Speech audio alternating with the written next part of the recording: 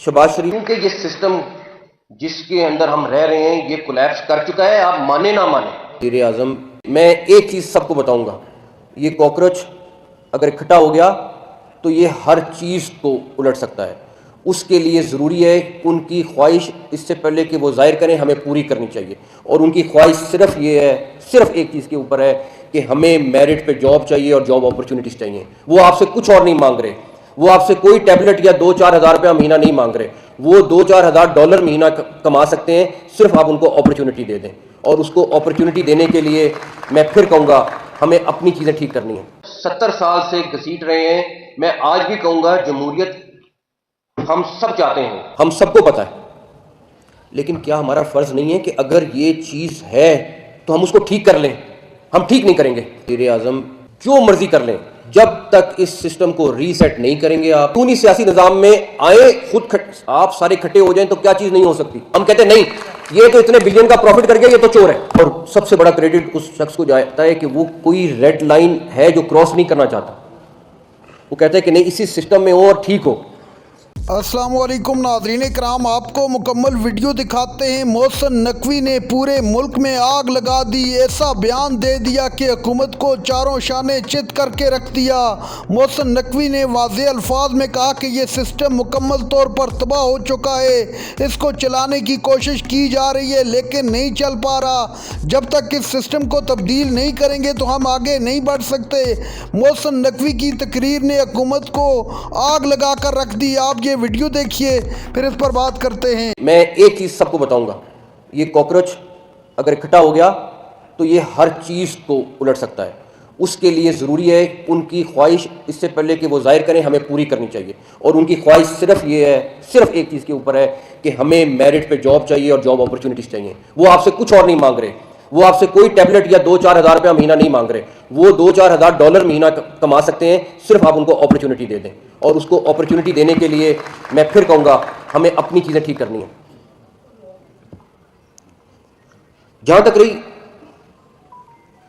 Federal निज़ाम की बात, मैं सिर्फ एक मिसाल देना चाहता हूँ। आप हर बंदा जो इस हॉल में बैठा हुआ है वो अपना घर चलाता है। कौन सा घर है जो पहले दिन महीने का जब शुरू होता है तो वो कई लाख रुपया मकरूज हो और उसके बाद उसको कहें कि आप घर चला लो? वो घर चल ही नहीं सकता। अब इस फेडरल गवर्नमेंट का हाल ये है कि हम जब अपना बजट बनाते हैं तो वो नेगेटिव में बनाते हैं और हम बात ये करते हैं कि इस साल कितना कर्जा लेना है। अच्छा, ये आप जितने लोग बैठे हैं उनको भी पता है, जो सारी पॉलिटिकल पार्टीज हैं उनको भी पता है, जो गवर्नमेंट में उनको भी पता है, हम सबको पता है। लेकिन क्या हमारा फ़र्ज़ नहीं है कि अगर ये चीज़ है तो हम उसको ठीक कर लें? हम ठीक नहीं करेंगे। हम कर्ज और लेंगे, हम चीज़ ठीक नहीं करेंगे। वो किसने ठीक करनी है? हमने, लेकिन हम नहीं कर रहे। आपका हर साल कर्जा बढ़ता जा रहा है, चाहे उसको जिस तरह मर्जी आप बैलेंस करें।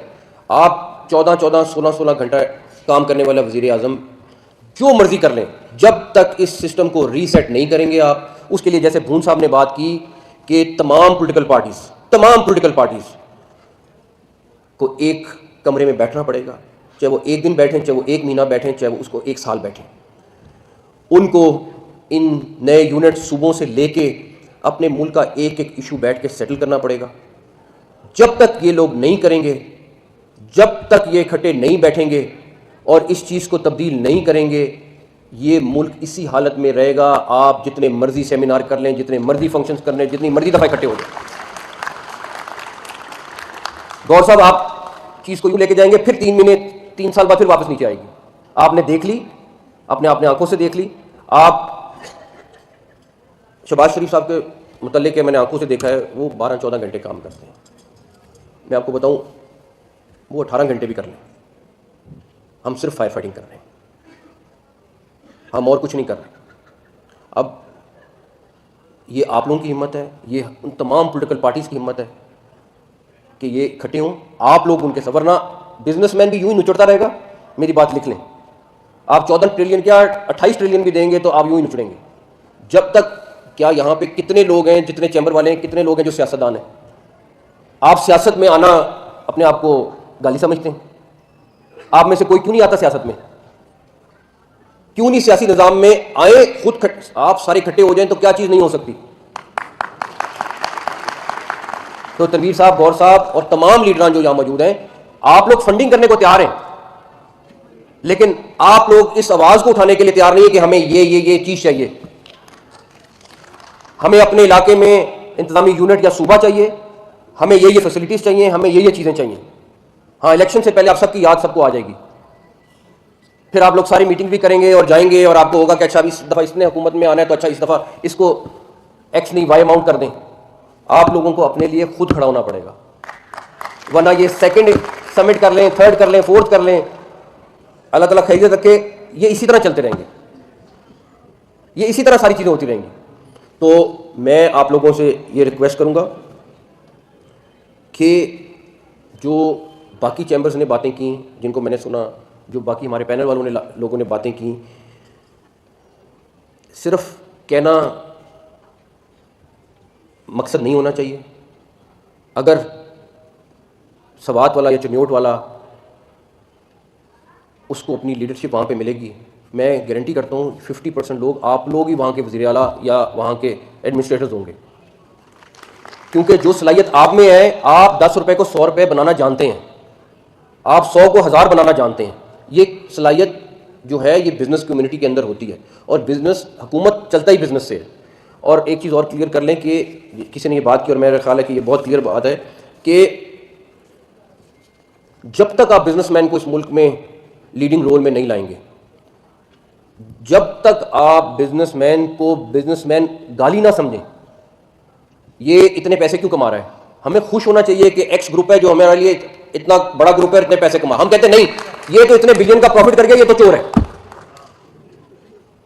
हमारा मसला ये है, हमें ये जो पावर है, ये जो हमें फाइनेंशियल मॉडल है, ये हमें निचले लेवल पे लेके जाना पड़ेगा, चाहे कोई भी लेवल हो। ये पॉलिटिशियंस डिसाइड करें, पॉलिटिकल पार्टीज डिसाइड करें, मिल के डिसाइड करें, यूनानिमसली डिसाइड करें, लेकिन ये आपको नीचे लेके जाना पड़ेगा मॉडल, अदरवाइज इसका हल हमारे पास नहीं है। हम क्यों उस दिन का इंतजार कर रहे हैं जिस दिन हम पब्लिक प्रेशर में आके ये करें? हम क्यों नहीं इस चीज़ को भाप रहे कि ये हमारी एक पब्लिक की रिक्वायरमेंट है जिसको पूरा करना ज़रूरी है। अगर आपका गली का निज़ाम ख़राब है और एक गली 10-10 दफ़ा बनती है, हम उस निज़ाम को क्यों नहीं ठीक कर रहे? हमें पता है गली 10-10 दफ़ा बननी है, लेकिन हमने उस निज़ाम को ठीक नहीं करना है। नाज़रीन कराम, आपने वीडियो देखी। मोहसिन नकवी ने आज दिल की भड़ास निकाल दी। मोहसिन नकवी ने कहा कि ये निज़ाम नहीं चल रहा, इसको ज़बरदस्ती चलाने की कोशिश मत करें। उस वक्त तक मामलात सही नहीं हो सकते जब तमाम सियासी ताकतें इकट्ठी नहीं बैठेंगी। ऐसा ना हो कि निज़ाम कहीं और निकल जाए, आप होश के नाखन लें।